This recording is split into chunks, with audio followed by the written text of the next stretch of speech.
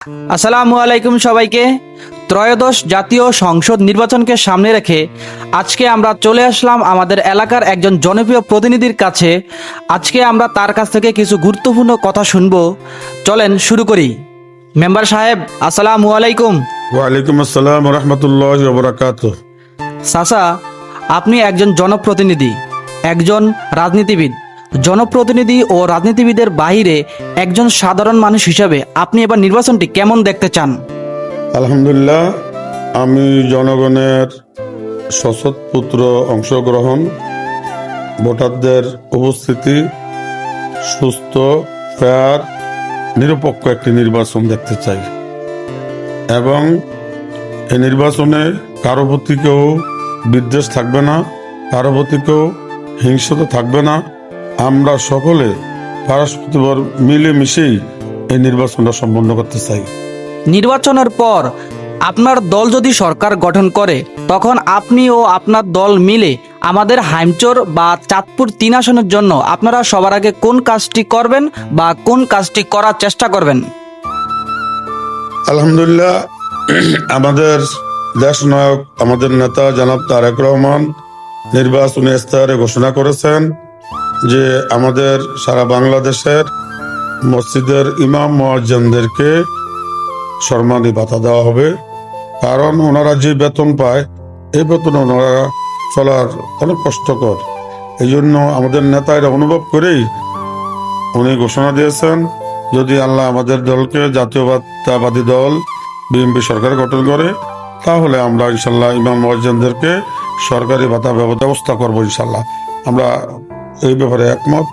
আরেকটি হলো, আমাদের নদীর পরে সরবরিবির থেকে চাঁদপুর পর্যন্ত আমাদের নেতা, আমাদের ধানের শীষের প্রার্থী জনাব শেখ ফরিদ আহমেদ মানিক ভাই আমাদেরকে আশ্বস্ত করেছেন, নদীর পাত দেয়া সরবরিবির থেকে চাঁদপুর পর্যন্ত আমাদের রাস্তাটা করে দিবেন, একটা বেড়িবাঁধ করে দিবেন।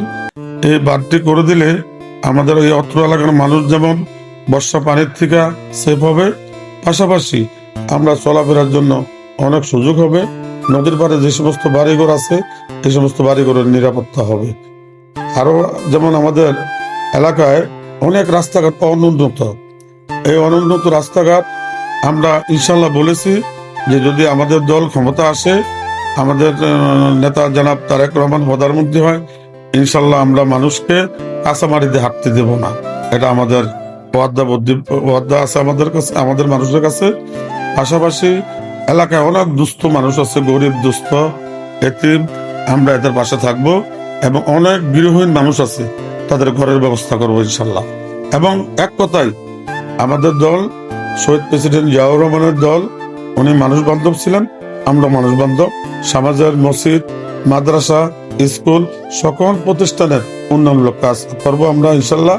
যেখানে চাঁদাবাজি থাকবে না, যেখানে হানাহানি থাকবে না, যেখানে কোনো হিংসা থাকবে না, আমরা সবাই মিলে এই সমাজটা গড়ে তুলবো। আপনারা দেখেছেন আমার নেতা জনাব তারেক রহমান বলেছেন, সবার আগে কি বাংলাদেশ, অর্থাৎ এই স্বাধীন বাংলাদেশ, স্বাধীনতার ঘোষক শহীদ প্রেসিডেন্ট জিয়াউর রহমান, ওনার অনেক স্বপ্ন ছিলেন, উনি যতটুকু পেরেছেন কতটুকু করেছেন। আপনি দেখেন, আজকে শহীদ প্রেসিডেন্ট জিয়াউর রহমানের হাত ধরে সৌদি আরবে ওনাকে, সৌদির বাদশাহ ওনাকে দাওয়াত করেছিলেন, উনি গিয়েছিলেন, উনি কিছু নিম গাছ নিয়েছিলেন। আমি সৌদি আরব গিয়েছি, যদি আপনারা কেউ গিয়ে থাকার দল দেখবেন, ওখানে নিম গাছ, ওটাকে বলে সৌদিয়ানরা জিয়াল সাজারা।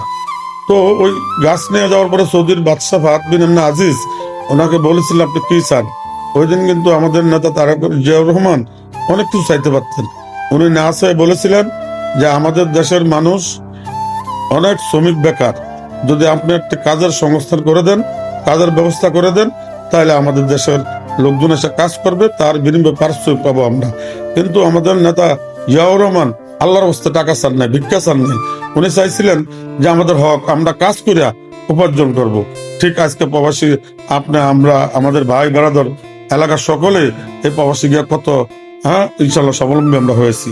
পাশাপাশি আমাদের দল ইনশাল্লাহ আলেম ওলামাদেরকে যথেষ্ট সম্মান ইজ্জত করেছে। আমরা আলেম ওলামা, হক্কানি আলেম ওলামাদের পাশে থাকবো এবং মসজিদ, মাদ্রাসা, এতিমখানা, যত প্রতিষ্ঠান আছে ওর প্রতিষ্ঠানের পাশে থাকবো, সামাজিক কাজে আমরা থাকবো।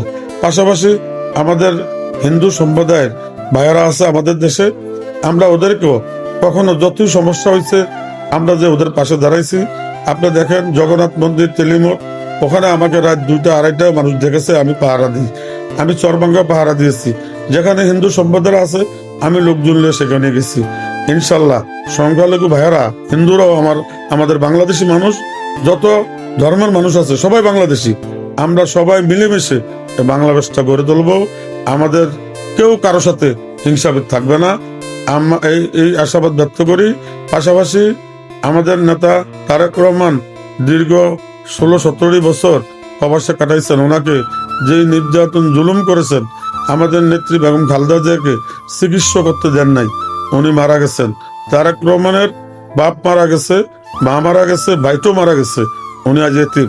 যদি আমি আমার যে চাঁদপুর 3 আসনের জনগণ এবং ভাই বোনদেরকে বলবো যে আপনারা বেগম খালেদা জিয়ার দিকে দেখে, তারেক রহমানের দিকে দেখে, জিয়া পরিবারের দিকে দেখে, এতিম তারেক রহমান, আমরা তার পাশে থাকবো। আমরা তাকে তানের শীষে ভোট দিয়ে ইনশাল্লাহ প্রধানমন্ত্রী করব।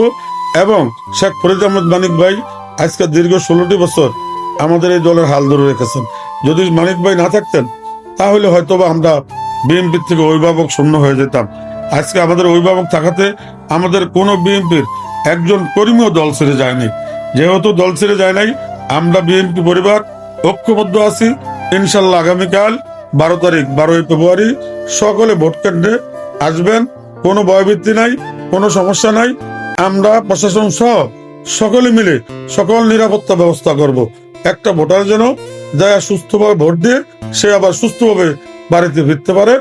রেজাল্ট যাই হোক, আমরা প্রত্যেক সেন্টারে প্রত্যেক দলের পক্ষ থেকে রেজাল্ট আমরা মেনে নেব ইনশাল্লাহ। যদি কোনো কারণে আপনার দল ক্ষমতায় না আসে, আপনার দলের জায়গায় যদি অন্য কোনো দল ক্ষমতায় আসে বা সরকার গঠন করে, ওই দলের প্রতি আপনার বার্তা কি থাকবে, ওটা আপনি কোন চোখে দেখবেন? ইনশাল্লাহ যদি ফেয়ার ভোটে এবং ফ্রি ভোটে যদি আরেকটি দল নির্বাচিত হয়ে আসে, ইনশাল্লাহ ওই দলের থেকে যারাই নির্বাচিত হয়ে আসবে আমরা তাদেরকে সামাজিক সকল কাজে সহযোগিতা করব।